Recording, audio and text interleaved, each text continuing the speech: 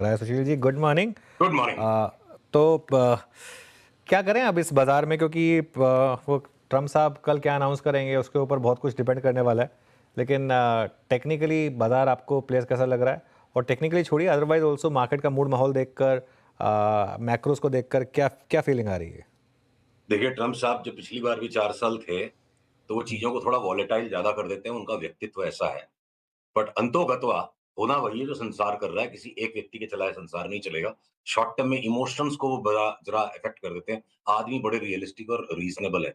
4 साल तक उनके पिछले टर्म में कोई वॉर नहीं हुई थी। इस बार लगता है फिर भी एक वॉर हो जाएगी। मुझे लगता है इसराइल का जो मामला पेंडिंग है और साइबर रैटलिंग वो खुद कर रहे हैं ईरान की। अपनी पिछले से पिछले मंगलवार को ये बात हुई थी कि क्रूड में एक बड़ा बॉटम बन रहा है और ईरान इसराइल का थिएटर लौटेगा। कल उन्होंने वो आवाजें शुरू कर दी। तो एक तरफ रशिया का वॉर थम जाए, कम हो जाए, बिल्कुल टेपिड हो जाए और दूसरी तरफ इज़राइल का एक थिएटर जो पेंडिंग है, वो इज़राइल ना माफ करता है, ना भूलता है। वो थिएटर आना बाकी, क्रूड की चार्ट वो बता रही है। वहाँ से अगर मैं आगे बढ़ूँ, यूएस इंटरेस्ट रेट्स ने एक शॉर्ट टर्म ब्रेकडाउन नीचे का दे दिया। यूएस बॉन्ड्स में तगड़ी रैली होनी चाहिए। जो नैस्डैक और एस&पी पे पिछले मंगलवार हमें भय था कि एक नया लो मारेंगे, वो मार चुके हैं कल। ऑलरेडी वो लो नीचे आ चुका है और इसीलिए आज के निफ्टी के गैप डाउन को हमें फेड करना है, गैप डाउन को बाई करना है। मैंने आपको टैग करके ट्विटर पे कल रात को ट्वीट पोस्ट कर दी थी कि जब तक हम सवेरे आपसे मिलते, तब तक वो गैप डाउन का बाई हो गया। तो अब लार्जर टाइम होराइज़न पे अगर हम चलें तो अगले 4-5 दिन में कोई बैंक निफ्टी अगर 53,000 हो जाए और उसके बाद अगले 2 से 3 सप्ताह में वापस 47,000 हो जाएगी, तो मुझे आश्चर्य नहीं होगा। मैं दावा नहीं कर रहा कि ऐसा होगा, पर हम ये दांव ज़रूर लगाएँगे स्टॉप लॉस के साथ जब वो ट्रेड आएगा। एक बार के लिए बैंक निफ्टी में 53,000 की तेज़ी नहीं लगती है और करेक्शन क्या पता पिछले लो को रिट्रेस कर जाए, बट वहीं निफ्टी के अंदर पुराना लो लौटे ऐसी संभावना अभी तो नहीं लग रही है।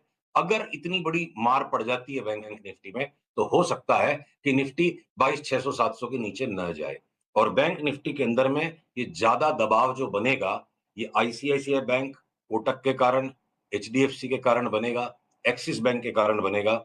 हम हो सकता है इनको एक-एक करके जब सिग्नल मिलेंगे तो शॉर्ट सेल भी कर दें, बट हम एक भी पीएसयू बैंक को शॉर्ट सेल नहीं करेंगे। उनको सबको हम पुल बैक में मच हायर बॉटम्स पे लेंगे। तो अलग-अलग स्टॉक्स, अलग-अलग सेक्टर्स, अलग-अलग इंडिसेस अलग-अलग काम करेंगे। अनुज, ऐसा लगता है एक तरफा मूवमेंट का माहौल अभी भी बाजार में नहीं बना है। एक तरफा मूवमेंट का बाजार में अभी भी मूड नहीं बना है। सुशील जी, एक आपकी थोड़ी सी बोल्ड कॉल रही है, हालांकि अब तक वो नहीं चली, लेकिन आज जो थोड़ा सा उसमें मूव आया है, वोडाफोन आइडिया आपका बड़ा टारगेट रहा है, करीब करीब 21 या 22 रुपए का। अभी भी इंटैक्ट है वो? अगर पीसीआर इस चार्ट को दिखाएं तो देखिए विश्लेषण के साथ बात करेंगे, वरना ओपिनियन तो सबके पास अपना अपना एक-एक अलग ओपिनियन है। मैं आशा कर रहा हूँ ये चार्ट आ गई देखो। अब वोडाफोन आइडिया में जो पिछला जो स्विंग हाई था, एक बार ₹7.83 के ऊपर चले तो मैं नई लिवाली तब करने बोलूँगा और वो किसी भी टाइम आ सकता है, अभी 7.48 से 7.83 के ऊपर आ जाए। हमने पिछली बार संभावना को आँका था शर्मा-शर्मी भय में कि लोक निंदा बड़ी आसानी से आजकल सोशल मीडिया के माहौल में हो जाती है, दबाव पड़ता है दिमाग पे, तो 20-21 कहा था। पर देखो आज अब मैं बेबाक होके इस चार्ट को प्लॉट कर रहा हूँ। मैं 36 की भविष्यवाणी नहीं कर रहा, मैं 36 तक की जगह को खुला रख के चलने कह रहा हूँ। देखिए जिस कंपनी में सब कुछ खत्म हो चुका, अब राजा इसके साथ दाँव लगा रहा है, राजा के खिलाफ दाँव मत खेलो। और जो लोग ये निंदा कर रहे हैं, जा जाके सोशल मीडिया पे कि टैक्स पेयर का पैसा गवर्नमेंट बिल्कुल पिटी हुई कंपनी के अंदर में प्रीमियम पे क्यों लगा रही है? भैया कोई कैश नहीं डाल रही है गवर्नमेंट। गवर्नमेंट टैक्स पेयर के डूबे हुए पैसे जो एजीआर के ड्यूज आने की अब कोई चांस नहीं, जिस तरह कंपनी की हालत हो गई, डेट को अगर इक्विटी में कन्वर्ट कर रही है, it is a shrewdest play. Hedge fund world में सबसे श्रूडेस्ट कॉर्पोरेट फाइनेंस का जो प्ले है, डिस्ट्रेस डेट इक्विटी में कन्वर्ट करना और जिससे स्पाइरलिंग इफेक्ट आता है। बहुत हैवी गामा ट्रेड है, लॉन्ग गामा ट्रेड है। जो ऑप्शंस की थ्योरी को समझते हैं कॉर्पोरेट फाइनेंस टर्म्स के ऑप्शंस में, एक्सेसिवली लॉन्ग गामा ट्रेड है ये ऑन अ बैंकरप्ट सिचुएशन। तो इस तरह के गेन 5 गुना 6 गुना गेन होना असंभव नहीं है, अक्सर देखा गया डिस्ट्रेस डेट इक्विटी में। और अगर पॉलिसी गवर्नमेंट के हाथ में, लार्जेस्ट शेयर होल्डर गवर्नमेंट है, गवर्नमेंट डिटरमाइंड है कि हमें 2 प्लेयर सिचुएशन नहीं क्रिएट करनी है, 3 प्लेयर करनी है और साथ में day to day management government के हाथ में नहीं है, तो सोने पे सुहागा है। और इसी बात को चार्ट भी यहाँ रिफ्लेक्ट कर रहे हैं। अपने लिमिटेड जजमेंट से हम अगर ओपिनियन पास कर देंगे तो फिर तो हम इन्वेस्टर नहीं बन सकेंगे। अगर इतनी समस्या होती तो उसका भाव 0 होना चाहिए था, ₹3 होना चाहिए था। कोई कारण है तब तो 7.5 है। तो 780 के ऊपर चलते ही हम उस कॉल को दोबारा रिज्यूम कर देंगे। 21-22 पे हम रिव्यू करेंगे, उसके पहले जो भी वॉलेटिलिटी उसको अब्सॉर्ब करेंगे। और मैं रूल आउट नहीं कर सकता कि ये 35-36 नहीं हो जाए साल भर में। I am not forecasting it, वो संभावना है, जिसको पसंद आए ले, जिसको नहीं आए वो ना ले। सुशील जी, पता है उसमें दिक्कत क्या है? मैं आपको बताऊं, मैं आपको इसमें एक अपना व्यू देता हूं इसमें। अब 10,800 करोड़ शेयर की इक्विटी हो गई है, और अब आगे भी अगर वोडाफोन नहीं पे कर पाया और अगर आगे भी गवर्नमेंट को इक्विटी में ही कन्वर्ट करना पड़ा, तो उसका इक्विटी बेस बढ़ के हो जाएगा करीब करीब 18,000 करोड़। फेस वैल्यू पे ही करीब करीब 1,80,000 करोड़ का मार्केट कैप हो जाएगा। और 30 रुपये में तो अगर आप कहें तो 5,40,000 करोड़ का मार्केट कैप, इतना मार्केट कैप में तो भारतीय मिल जाएगी, मच बेटर प्रॉफिटेबल कंपनी। देखिए क्या है ना, ये अनयूजुअल सिचुएशन होगी जिस पर हमारा इंटेलेक्ट तो यूजुअली है। एक जमाने पहले steel authority of India limited, जब उसका भाव 6 रुपया चलता था, 4,400 करोड़ उसकी इक्विटी होती थी और फ्लोटिंग स्टॉक था खाली 400 करोड़ का। तो आपके रेगुलर ईपीएस और पीई के कैलकुलेशन तो वो ओवरऑल बैलेंस शीट पे होंगे, पर स्टॉक का जो प्ले होता था वो खाली 10% फ्लोटिंग स्टॉक पे होता था। तो अगर ये सारा फ्लोटिंग स्टॉक उतना ही रहेगा और अगर इक्विटी बढ़ भी जाएगी तो आने वाले समय में देखेंगे।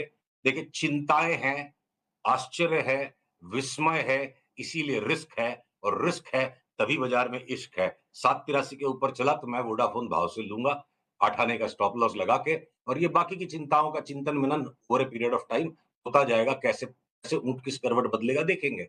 पर अगर सवाल को उल्टा किया जाए, अगर इतनी खराबियां, इतनी प्रॉब्लम है, शॉर्ट सेल करने की हिम्मत है क्या कोई में? नहीं है, तो इसलिए हम लॉन्ग करेंगे। वो बात बिल्कुल सही कही आपने। इवेंचुअली फ्लोटिंग स्टॉक के ऊपर बहुत कुछ डिपेंड करेगा। फ्लोटिंग स्टॉक तो वही रहेगा, कौन सा गवर्नमेंट आके बेचने वाली है। अच्छा, कुछ और बातें हो जाएं अब इस समय। आप एक लंबी चौड़ी लिस्ट थी आपकी इस बार की, काफ़ी स्टॉक्स हैं जो एक रेडी हैं ब्रेकआउट या ब्रेकडाउन के लिए। ज़रा उन पर बात हो जाए, कौन से स्टॉक्स आपको पसंद आ रहे हैं? तो देखिए अनुज, जैसे वो नीचे के इस पिछले बॉटम से जो बाजार निकला और उसके बाद अब जो चित्र थोड़ा सा बदल गया, तो उस चित्र को हाईलाइट अप करना ज्यादा जरूरी है और उसके अनुसार मैं लिस्ट को शेयर करूंगा। किसी भी सेक्टर के अंदर एक तरफा सारे बढ़ जाएंगे और घट जाएंगे नहीं। जैसे मान लो बैंक्स में हमने बताया, पीएसयू बैंक्स को हम पुल बैक मिलेंगे और प्राइवेट बैंक्स को हम शॉर्ट सेल करने के लिए रेडी है जैसे जैसे सिग्नल आएंगे। एनबीएफसीज में अगर मैं आ जाऊं, चाहे वो चोला हो, चाहे श्रीराम हो, चाहे मुथूट हो, या मन्नापुरम हो, या बजाज फाइनेंस या बजाज फिंसर हो सकता है इन बजाज फिंस में तो कोहराम मच जाए और यही निफ्टी को ज्यादा नीचे दबाए। तो सारे एनबीएफसी हमारे लिए सेल है, पर इंश्योरेंस के एक भी स्टॉक को हम नहीं बेचेंगे।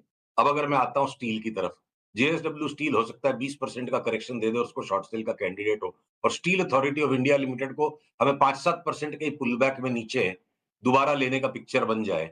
तो एक ही सेक्टर में एक ही टाइप के स्टॉक्स अलग अलग चल रहे हैं। हिंडाल्को में डीप प्रॉफिट टेकिंग आ सकती है और नैल्को यहां से 20% बढ़ जाए ट्रेडिंग में। तो बिल्कुल अलग अलग चार्ट्स, अलग अलग स्टॉक्स की सेम सेक्टर में बनी हुई है। बाजार ने इसका तात्पर्य यह है कि एक तरफा थीम को नहीं पकड़ा।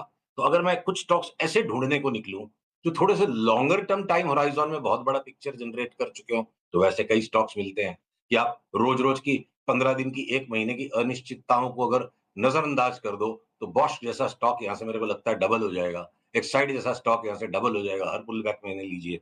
टाटा मोटर्स में जितनी भी जो वो चाइना लगा लो, जेएलआर लगा लो, सब थक चुके अपनी यूजुअल बुद्धि को लगा के। चार्ट इसकी ऐसी कि जब भी कोई डाउनसाइड गैप आता है, जब भी कोई नीचे का झटका आता है, स्टॉक बटोरने का है। इन आपके बजाज ऑटो, हीरो मोटो को आप जितनी नेगेटिविटी ओपिनियन की बननी थी बन गई। ये चार्ट्स अब हायर स्पाइरल की तरफ जा रहे हैं। तो चाहे टू व्हीलर्स हो, फोर व्हीलर्स हो, ऑटोज हो गए, या आपके सीडीएसएल जैसा स्टॉक मुझे लगता है डबल हो जाएगा। पर बॉम्बे स्टॉक एक्सचेंज हो सकता है 25-30% की ट्रेडिंग स्विंग से ज्यादा के मौके ना दे। तो अभी भी अनुज एक तरफा स्वीपिंग व्यू लेने के जितना बाजार नहीं बना है। अगर हुड को लगता है कि फाइनल बॉटम हो गया, LIC housing finance final bottom हो गया, तो हाउसिंग फाइनेंस, क्रेडिट कार्ड की, एसबीआई कार्ड्स, इंश्योरेंस की कंपनियों को इन्वेस्टमेंट के लिए लेना है, बाकी एनबीएफसी को बेचना है। और अगर मैं और एक उदाहरण के तौर पर अगर आऊं कि एफएमसीजी के स्टॉक्स जो लॉन्ग टर्म डिलीवरी बाई के लिए रेडी है, एक बार इमीडिएटली बहुत बड़ा गेन नहीं देंगे कि भाई 24,100 से ज्यादा निफ्टी ऊपर नहीं गई फिर 1000 पॉइंट घटेगी। तो उनमें से कुछ स्टॉक्स हो सकता है वापस अपने लो को टेस्ट कर लें, या डिफेंसिव प्ले में आप एफएमसीजी लोगे, अग्रेसिव प्ले में आप ट्रेडिंग करोगे, एक स्टॉक लोगे, एक स्टॉक बेचोगे अलग अलग सेक्टर में। तो उस टाइप का बाजार है। और जहाँ-जहाँ लॉन्ग टर्म प्लेज़ है, मैंने 4-5 नाम आपको बताए, फिर अगले वीक हम बताएँगे। जैसे आईटी के स्टॉक्स, अगर शॉर्ट टर्म ट्रेडिंग करनी है, तो चाहे भले 1000 पॉइंट निफ्टी के करेक्शन का डर लगता है, मैं 100 शेयर कोई आईटी के स्टॉक्स के शॉर्ट नहीं करूँगा। मैं डॉक्टर रेड्डीज़ और सन फार्मा को शॉर्ट नहीं करूँगा, इनको हमें पुल बैक्स में ही लेना है। तो कुछ स्टॉक्स ऐसे हैं जो पुल बैक में ले लेके काम कर रहे हैं और कुछ स्टॉक्स ऐसे जिन्हें शॉर्ट करने का है, और इंडेक्स अपना गेम अलग खेलेगी। उस तरह का थोड़ा-सा मिक्स्ड किस्म का बाजार बना हुआ है। थोड़ी सी मैक्रो बातें करते हैं। डॉलर डॉलर पर क्या व्यू है, इंटरेस्ट रेट पर क्या व्यू है, और जो गोल्ड में एक वन वे तेजी चल रही है उस पर क्या व्यू है?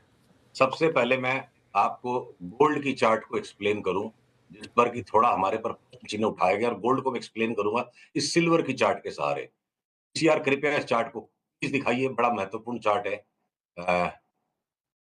अगर स्क्रीन पे सिल्वर की चार्ट आ जाए, तो सिल्वर में अगर मुझे यहाँ से 22-25% की मंदी लग रही है, तो उस चक्कर में गोल्ड के अंदर में तेजी खेलने का कोई पिक्चर ही नहीं बनता है। गोल्ड की चार्ट थोड़ी सी जटिल है, मैं 1 सेकंड बाद दिखाऊंगा। ये देखिए, ये जो पिछले साल 30 मई को जो इजराइल और ईरान का जो skirmish हुआ, और वहां पे जो ट्रेडिंग टॉप बना, उसके बाद अगर यहाँ पे एक और हल्का सा हायर ट्रेडिंग टॉप बनते वापस सेल ऑफ हो गया, फिर एक हल्का सा हायर ट्रेडिंग टॉप बन रहा है। पीरियड वेव टर्म्स में ये जो पूरा सेटअप बन रहा है, इसमें कहीं कोई 5 वेव नहीं है, इरेगुलर बी वेव पैटर्न है। किसी भी टाइम इसका सेल ऑफ अचानक से $27 के लेवल को तोड़वा देगा। तो जब वो टूटेगा तब हम इसको सिल्वर को लेंगे। सेम तरीके से गोल्ड में भी एक कॉम्प्लिकेटेड सेटअप है। एवरी न्यू हाई पे आदमी मैड हो जाए और एवरी न्यू हाई पे ले ले, ये ललचार है बाजार, छोड़ दो इसको। $1900 से लेकर के $2700 तक हमने गोल्ड में तेजी खेली, जब कोई नहीं खेल पाया था, और अब हम 2700 से लेकर अब तक हम रॉन्ग है। तो उस रॉन्ग के, सबका रॉन्ग अलग है, सबका राइट अलग है। मैं वेट करूंगा, मैं किसी लालच में नहीं पड़ने वाला गोल्ड के अंदर। जहां गोल्ड जिस दिन पक्का रिवर्सल देगा उस दिन हम शॉर्ट ही करेंगे। तब तक अगर हमें 1000, 2000, 3000, 4000 रुपया गोल्ड में कमाने का मौका छोड़ना पड़ेगा तो छोड़ेंगे, क्योंकि ज्यादातर हमारे निवेशक जो हैं, वो डे ट्रेडर या 2-2 घंटे में व्यू चेंज नहीं कर पाते, इतनी मेंटली फ्लेक्सिबल किसी में नहीं होती है। तो 2-4 हज़ार रुपए गोल्ड के छोड़ दो, हमने इसमें 20,000 रुपए की मंदी कमानी है, और हम वेट करेंगे गोल्ड के अंदर। यूएस इंटरेस्ट रेट्स ने एक बार नीचे चलना शुरू कर दिया है, और हो सकता है इंडिया 10 ईयर रेट, मैं चार्ट नहीं दिखा पा रहा, चेंज करते-करते चार्ट टाइम लग जाएगा। इंडिया 10 ईयर रेट हो सकता है अगले 10-12 दिन में लोगों को थोड़ा आश्चर्यजनक ऊपर का मूवमेंट दे दे, और रूपी डॉलर में जो एक सब्सटैंशियल स्ट्रेंथनिंग रूपी की हो चुकी है, बात करते-करते अगर ये चार्ट लोड हो जाती है तो मैं आपको दिखाता हूँ। ये अगर जो लोड हो चुकी है, ये चार्ट जो बन चुकी है, अगर इसके अंदर एक बार के लिए ₹2 ₹2.5 तक का करेक्शन वापस आता है रुपए की चार्ट पे, तो मुझे कोई आश्चर्य नहीं होगा। और लॉन्ग टर्म में हो सकता है अब रुपया मजबूती की तरफ चले, क्योंकि अगले साल, 1.5 साल के पर्सपेक्टिव में डॉलर इंडेक्स बहुत कमजोर हो सकती है। ओके, चलिए सुशील जी, बहुत-बहुत शुक्रिया। कोई स्पेशल कॉल है, कोई 30 सेकंड्स हैं हमारे पास, कोई पर्टिकुलर स्टॉक जो अच्छा लग रहा हो?